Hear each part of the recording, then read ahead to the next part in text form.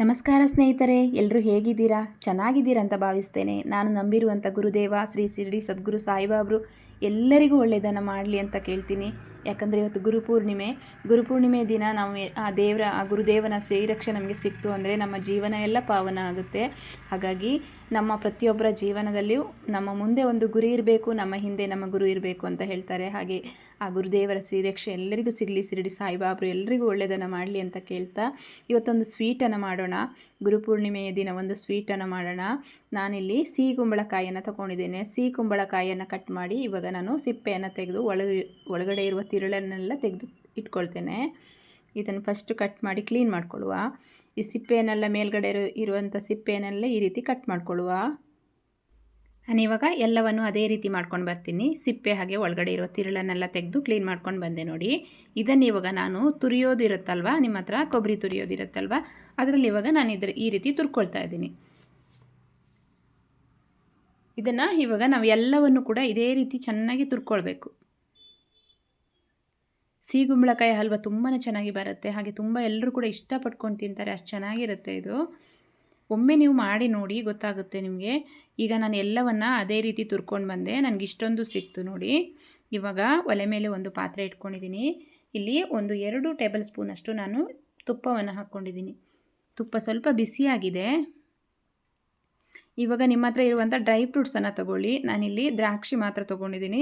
ನಿಮ್ಮ ಹತ್ರ ಗೋಡಂಬಿ, ಬಾದಾಮಿ, ಪಿಸ್ತಾ ಯಾವ ಡ್ರೈ ಫ್ರೂಟ್ಸ್ ಇದ್ದರೂ ಕೂಡ ತಗೊಳ್ಳಿ. ಎಲ್ಲವೂ ಕೂಡ ಈ ರೀತಿ ತುಪ್ಪದಲ್ಲಿ ಹಾಕಿ ಹುರಿದ್ಬಿಟ್ಟು ಇದನ್ನು ತಗೊಳ್ಳುವ ನಾವು ಫಸ್ಟಿಗೆ. ಇವಾಗ ಇದಾಗಿದೆ ನೋಡಿ. ಇದನ್ನ ತೆಗೆದಿಟ್ಕೊಳ್ಳೋ ಒಂದು ತಟ್ಟೆಗೆ.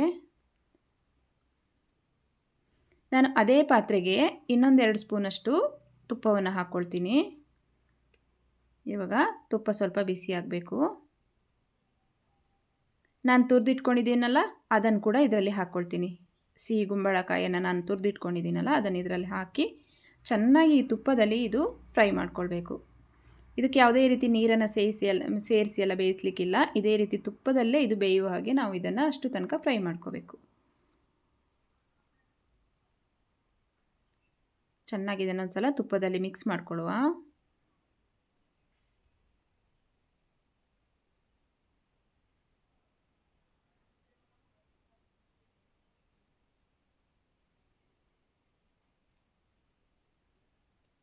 ಇವಾಗ ಎಲ್ಲವನ್ನು ಕೂಡ ನೀಟಾಗಿ ಮಿಕ್ಸ್ ಮಾಡಿದ್ದೇನೆ. ನಾನು ಒಂದು ಲಿಡ್ಡನ್ನು ಕ್ಲೋಸ್ ಮಾಡಿ ಸ್ವಲ್ಪ ಹೊತ್ತು ಹೀಗೆ ಬಿಡ್ತೇನೆ. ಅದು ಚೆನ್ನಾಗಿ ಬಾಯ್ಲ್ ಆಗಬೇಕು, ಅಂದರೆ ತುಪ್ಪದಲ್ಲೇ ಬಾಯ್ಲ್ ಆಗಬೇಕು. ಅದಕ್ಕೋಸ್ಕರ ಹಾಗೆ ಬಿಟ್ಟಿದ್ದೇನೆ ನೋಡಿ. ಇವಾಗ ತೆಗೆದು ನೋಡುವ. ಚೆನ್ನಾಗಿ ಬೆಂದಿದೆ ನೋಡಿ. ಇವಾಗ ನಾನಿಲ್ಲಿ ಒಂದು ಅರ್ಧ ಕಪ್ಪಷ್ಟು ಬೆಲ್ಲ ತೊಗೊಂಡಿದ್ದೇನೆ. ನಿಮ್ಮ ಬೆಲ್ಲವನ್ನು ನಿಮ್ಮ ಸಿಹಿಗೆ ಅನುಗುಣವಾಗಿ ಹಾಕ್ಕೊಳ್ಳಿ. ಜಾಸ್ತಿ ಕಡಿಮೆ ಅಂತಲ್ಲ, ನಿಮ್ಗೆ ಎಷ್ಟು ಬೇಕೋ ಅಷ್ಟು ನೋಡಿ ನೀವು ಹಾಕ್ಕೊಳ್ಳಿ, ಪರವಾಗಿಲ್ಲ. ಕೆಲವೊಬ್ಬರಿಗೆ ಬೆಲ್ಲ ಸಿಹಿ ಇಷ್ಟ ಆಗ್ತದೆ, ಕೆಲವೊಬ್ಬರಿಗೆ ಇಷ್ಟ ಆಗಲ್ಲ. ಅಂಥವ್ರು ಸ್ವಲ್ಪ ಕಡಿಮೆ ಕೂಡ ಹಾಕ್ಕೊಳ್ಬೋದು. ನಾನಿಲ್ಲಿ ಅರ್ಧ ಕಪ್ಪಲ್ಲಿ ಸ್ವಲ್ಪ ಅಷ್ಟೇ ಹಾಕ್ಕೊಂಡಿದ್ದೀನಿ, ಮತ್ತು ನೋಡಿ ಮತ್ತೆ ಹಾಕ್ಕೊಳ್ಳುವಂಥ. ತುಂಬ ಸಿಹಿ ಆದರೆ ಕೂಡ ಕೆಲವೊಬ್ಬರಿಗೆ ಇಷ್ಟ ಆಗಲ್ಲ, ಕೆಲವೊಬ್ಬರಿಗೆ ತುಂಬ ಸ್ವೀಟ್ ಇದ್ರೇ ಇಷ್ಟ ಆಗುತ್ತೆ. ಹಾಗಾಗಿ ಅವರವರ ಅನುಗುಣಕ್ಕೆ ಆಗಿ ಅವರ ಸ್ವೀಟನ್ನು ಹಾಕ್ಕೊಳ್ಬೋದು. ಈಗ ಬೆಲ್ಲವನ್ನು ಕೂಡ ಹಾಕಿ ಚೆನ್ನಾಗಿ ಇದನ್ನು ಮಿಕ್ಸ್ ಮಾಡ್ಕೊಳ್ಳುವ.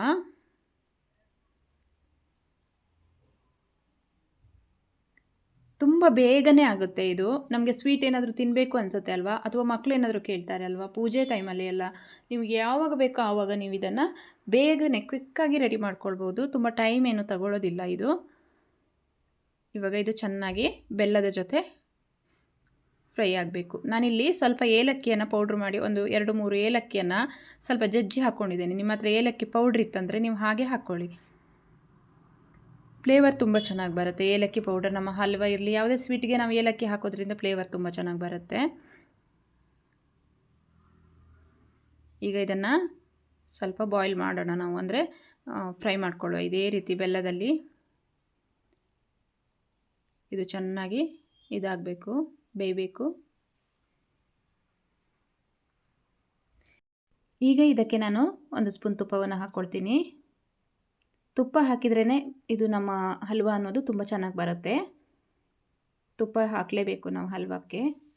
ಹಲ್ವ ಅಂತಲ್ಲ, ಯಾವುದೇ ಸ್ವೀಟಿಗೆ ಸ್ವಲ್ಪ ತುಪ್ಪ ಹಾಕಿದ್ರೇ ಆ ಟೇಸ್ಟು ಒಂಥರ ಬೇರೆ ಥರ ನಮಗೆ ತುಂಬ ಚೆನ್ನಾಗಿ ಬರುತ್ತೆ. ಇದನ್ನು ಚೆನ್ನಾಗಿ ಮಿಕ್ಸ್ ಮಾಡ್ಕೊಳ್ಳೋಣ. ಇದನ್ನು ಇನ್ನೂ ಸ್ವಲ್ಪ ಫ್ರೈ ಮಾಡ್ಕೊಳ್ಬೇಕು. ನಾನೀಗ ಹುರಿದಿಟ್ಕೊಂಡಿದ್ದೀನಲ್ಲ ಆ ದ್ರಾಕ್ಷಿಯನ್ನು ಕೂಡ ಹಾಕ್ಕೊಳ್ತಾ ಇದ್ದೀನಿ.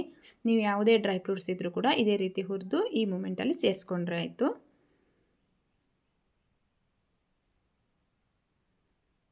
ಚೆನ್ನಾಗಿ ಎಲ್ಲವನ್ನು ಹಾಕಿ ಮಿಕ್ಸ್ ಮಾಡ್ಕೊಳ್ಳುವ. ಇದು ಈ ರೀತಿ ತಳ ಬಿಟ್ಕೊಂಡು ಬರಬೇಕು, ಆವಾಗಲೇ ರೆಡಿ ಆಯಿತು ಅಂತ. ನಾನು ಇಲ್ಲಿ ಸ್ವಲ್ಪ ಫ್ರೈ ಮಾಡ್ಕೊಳ್ತಾ ಇದ್ದೀನಿ ನೋಡಿ. ಚೆನ್ನಾಗಿ ಇದು ತಳ ಬಿಟ್ಕೊಂಡು ಬರಬೇಕು. ನಿಮಗೆ ಬೇಗನೆ ಮಾಡ್ಕೊಳ್ಬೋದು, ತುಂಬ ಈಸಿಯಾಗಿ ಕ್ವಿಕ್ಕಾಗಿ ಮಾಡ್ಕೊಳ್ಳುವಂಥ ಸ್ವೀಟ್ ಇದು. ಹಾಗೆ ತಕ್ಷಣ ತಿನ್ನಬೇಕು ಅಂದಾಗ ತಕ್ಷಣ ಮಾಡ್ಕೊಳ್ಬೋದು. ಬೇರೆ ಯಾವುದಾದ್ರೂ ಸ್ವೀಟ್ ಅಂದರೆ ನಾವು ಸ್ವಲ್ಪ ಕಾಯಬೇಕಾಗುತ್ತೆ, ತಣ್ಣಗಾಗಬೇಕಾಗುತ್ತೆ, ಆ ಥರ ಎಲ್ಲ ಇದೆ. ಇದು ಆ ಥರ ಏನಿಲ್ಲ, ಬೇಗನೆ ನೀವು ಮಾಡಿಕೊಂಡು ಬೇಗನೆ ತಿನ್ಬೋದು. ಅಷ್ಟು ಚೆನ್ನಾಗಿರುವಂಥ ಸ್ವೀಟ್ ಇದು.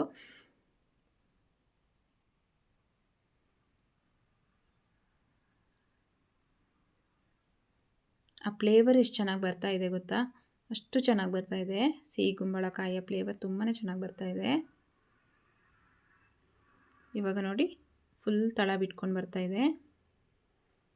ತುಪ್ಪ ಎಲ್ಲ ಹಾಕಿರೋದ್ರಿಂದ ತುಂಬ ಚೆನ್ನಾಗಿ ಇದು ರೆಡಿಯಾಗಿದೆ. ಇಷ್ಟ ಆದರೆ ಸಾಕು. ಇವಾಗ ಇದನ್ನು ನಾವು ಒಂದು ತಟ್ಟೆಗೆ ಸರ್ವ್ ಮಾಡ್ಕೊಳ್ಳುವ. ನೋಡಿ ಕೆಳಗಡೆ ತಳ ಎಲ್ಲ ಬಿಟ್ಕೊಂಡು ತುಪ್ಪ ಮೇಲ್ಗಡೆ ಬಂದು ಅಷ್ಟು ಚೆನ್ನಾಗಿ ರೆಡಿಯಾಗಿದೆ ಇದು. ಈಗ ಒಂದು ತಟ್ಟೆಗೆ ಹಾಕ್ಕೊಳ್ಳುವ. ನೋಡಿ ಇಷ್ಟು ರುಚಿಕರವಾಗಿ ಇಷ್ಟು ಕ್ವಿಕ್ಕಾಗಿ ಆಗುವ ಸ್ವೀಟು ನೀವು ಕೂಡ ಒಮ್ಮೆ ಮನೆಯಲ್ಲಿ ಮಾಡಿ ಹೇಗಿದೆ ಅಂತ ನನಗೆ ಕಮೆಂಟ್ ಬಾಕ್ಸಲ್ಲಿ ತಿಳಿಸಿ. ಹಾಗೆ ಈ ವಿಡಿಯೋ ನಿಮಗೆ ಇಷ್ಟ ಆದರೆ ಒಂದು ಲೈಕ್ ಮಾಡಿ, ಶೇರ್ ಮಾಡಿ, ಕಮೆಂಟ್ ಮಾಡಿ. ನಮ್ಮ ಚಾನಲನ್ನು ಸಬ್ಸ್ಕ್ರೈಬ್ ಮಾಡ್ಕೊಂಡು ನೋಡಿ. ಹಾಗೆ ಪಕ್ಕದಲ್ಲಿರುವ ಬೆಲ್ಲೈಕನ್ನು ಕೂಡ ಪ್ರೆಸ್ ಮಾಡಿ. ನಾವು ಹಾಕುವ ಎಲ್ಲ ವಿಡಿಯೋದ ನೋಟಿಫಿಕೇಷನ್ ನಿಮಗೆ ಬರುತ್ತೆ. ಇಷ್ಟೋ ತನಕ ನನ್ನ ವಿಡಿಯೋ ನೋಡಿದ್ದಕ್ಕಾಗಿ ನಿಮಗೆಲ್ಲರಿಗೂ ತುಂಬ ಹೃದಯದ ಧನ್ಯವಾದಗಳು. ಜೈ ಸಾಯಿಬಾಬ್.